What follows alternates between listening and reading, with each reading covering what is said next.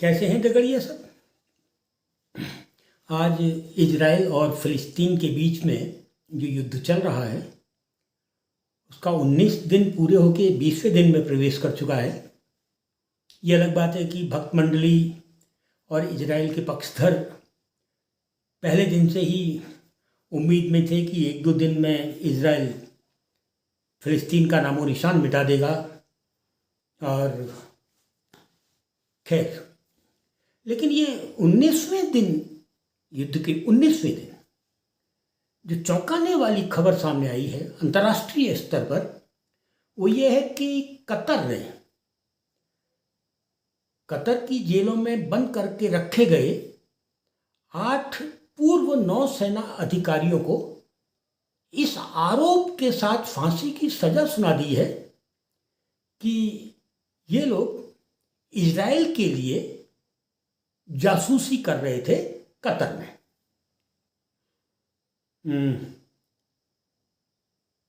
इस घटना के बाद, फांसी की ये सजा सुनाए जाने के बाद, भारत के विदेश मंत्रालय ने इसको शॉकिंग कहा है।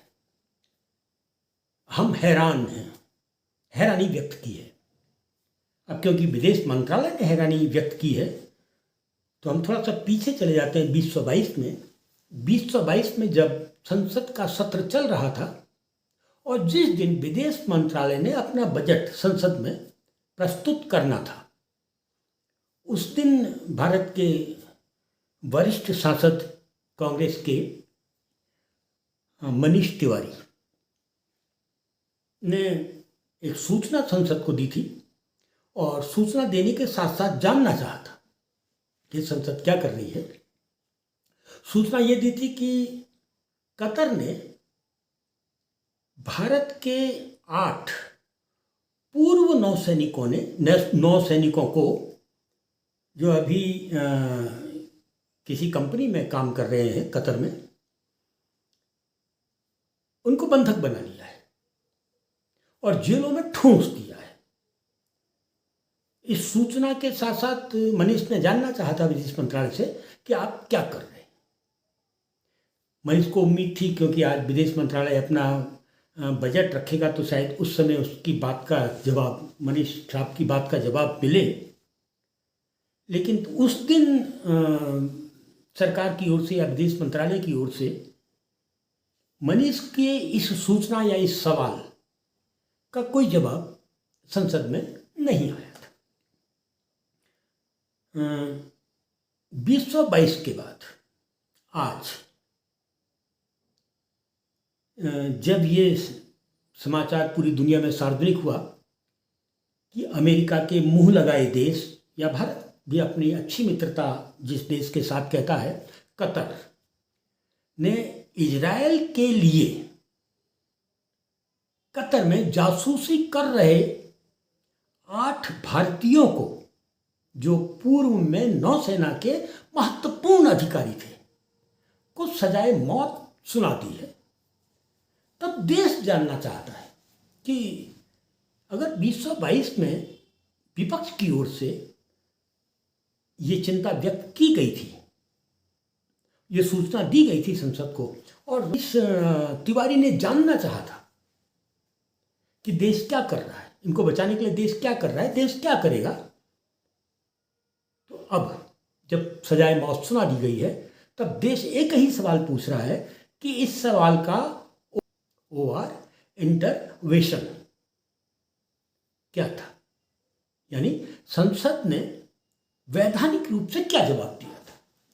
हाँ, मनीष तिवारी मानते हैं कि उनको एक पत्र मिला था इस उनके सवाल पर। अब संसद में अगर पूछा गया तो पत्र तो एक विधिवत रूप से दिया ही जाता है, दिया ही जाना चाहिए।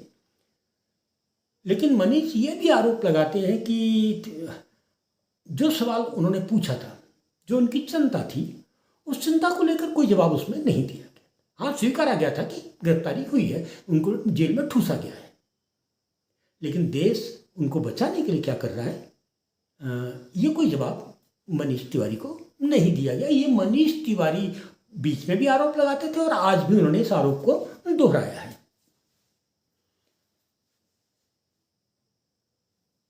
जिस कंपनी में या जिस कंपनी के लिए ये 8 पूर्व नौसैनिक अधिकारी काम करते थे, इजराइल के लिए जासूसी करने का काम करता है। थोड़ा सा और पीछे चलते हैं, 2022 से पहले चलते हैं, 2016 में जाकर देखते हैं।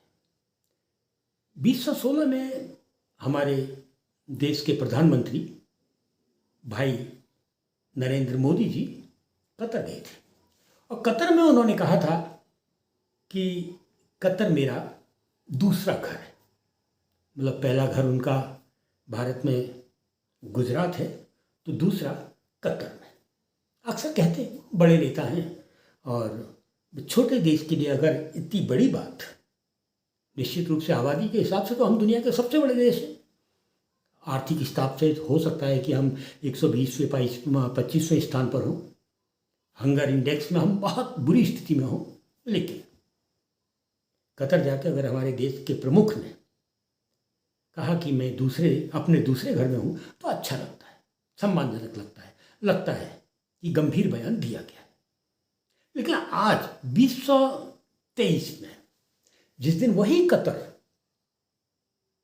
जो मोदी जी का दूसरा घर है, वहां 8 भारतीयों को फांसी की सजा सुना दी जाती है और इस सजा को सुनाए जाने की तारीख के पीछे अगर चले, 2022 संसद में जब ये उठा था, उस तारीख से इस तारीख के बीच में भारत की ओर से कोई भी प्रयास नहीं किया गया। अगर किया गया होता तो अब तक सार्वजनिक हो जाता। जिस तरीके से आज विदेश मंत्रालय ने कहा कि हम हैरान हैं, कतर ने के इस हरकत से हम हैरान हैं, तो विदेश मंत्रालय को ये भी बताना चाहिए था कि इस 2022 में मनीष तिवारी ने जब सवाल उठाया था, तब से लेकर आज तक क्या कार्रवाई कूटनीतिक क्षेत्र में या विदेश नीति के क्षेत्र में या उनको बचाने के लिए कानूनी क्षेत्र में क्या कार्रवाई आपने की। शायद ये जवाब भारत सरकार के पास नहीं है। छोड़ देते हैं। क्या हम ये मान लें कि कूटनीति के क्षेत्र में विश्वगुरु पिछड़ गए हैं, क्योंकि सजा ऐसे समय पर सुनाई गई है जब इजराइल और फिलिस्तीन के बीच युद्ध 19 दिन पूरा करके 20वें दिन में प्रवेश कर चुका है। और अब साफ हो गया कि जिस तरीके से पहले दूसरे दिन के बयान भारत के गोदी मीडिया में आता, 1-2 दिन में मिटा दिया जाएगा, अस्तित्व खत्म कर दिया जाएगा फिलिस्तीन का, गाजा का, लेकिन अब लग रहा है नहीं, जैसे यूक्रेन को बस 2-4 दिन में निपटा देगा रूस। यूक्रेन अपनी जगह पर है, विश्वगुरु की करारी हार के रूप में नहीं। हम गुटनिरपेक्ष देश हैं, हम कैसे भूल जाएं। और हमारी गुटनिरपेक्षता ही हमारी ताकत थी कि कतर जैसे देश ऐसी हरकत कर नहीं सकते थे। कतर भी देख रहा होगा कि विदेश मंत्रालय इजराइल को लेकर क्या बयान दे रहा है, फिलिस्तीन को लेकर क्या बयान दे रहा है, मोदी साहब प्रधानमंत्री के रूप में क्या बयान दे रहे हैं, आरएसएस जो ताकत है आज की तारीख में सत्ता की, वो क्या बयान दे रहा है, भारतीय जनता पार्टी और उनकी पूरी की पूरी दल बल क्या बयान दे रहा है। ये तो पूरी दुनिया देख रही है ना। ऐसी स्थिति में जब हम कहीं एक है ही नहीं, देश के अंदर अलग अलग हैं, विदेश मंत्रालय अलग और मुख्य प्रधान मंत्रालय अलग, वो राजनीतिक दल जो सत्ता में है वो अलग, तो कूटनीतिक क्षेत्र में हमें तो कोई भी हरा सकता है। और कतर ने जो किया, क्या पिद्दी का शोरबा जैसे देश ने क्या जो किया, वो चिंता का विषय तो है ही। लेकिन हम उम्मीद करते हैं भारत से कि बहुत बड़ा सर्जिकल स्ट्राइक कतर के खिलाफ होना चाहिए। पाकिस्तान जैसे पिद्दी भर देश बात दुनिया में नहीं है, उस पर आपने सर्जिकल स्ट्राइक किया और उसी पुलवामा पर किया जिसमें तत्कालीन गवर्नर ने गंभीर सवाल उठाए हैं। तो कतर पर भी हम सर्जिकल स्ट्राइक की उम्मीद करते ही हैं। फिर मिलता हूं दोस्तों।